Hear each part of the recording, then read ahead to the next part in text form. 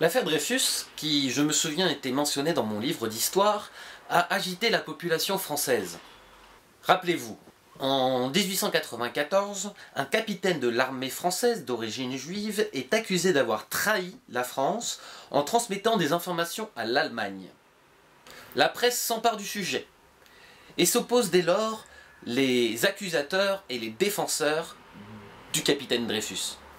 Mais pourquoi un soupçon aussi fort de la part de nombreux Français pour un complot juif international?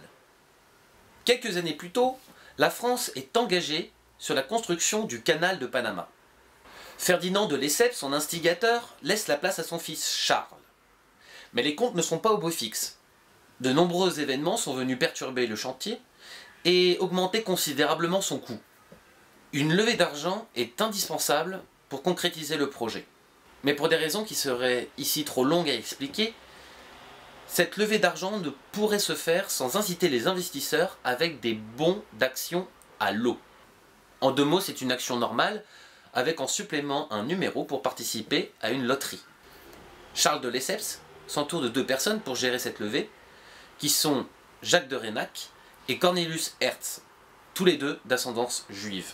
Mais pour avoir l'autorisation d'émettre de tels bons, il faut l'accord de l'Assemblée nationale.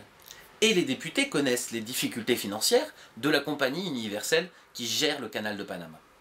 Un certain nombre de députés, plus d'une centaine, sont peu complaisants et réclament de l'argent pour voter en faveur des bons de loterie.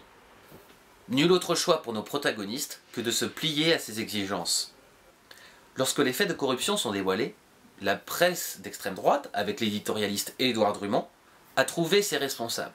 Ce seront Jacques de Raynac et Cornelius Hertz avec le complot juif international. Cette presse sera en revanche beaucoup moins virulente à l'égard des députés qui auront exercé le chantage financier. Et à cause de cette presse, naît dans la population française un véritable sentiment antisémite qui explosera avec l'affaire Dreyfus. Voilà, n'hésitez pas à partager cette vidéo et à participer à la campagne de crowdfunding pour le documentaire Paname. Merci.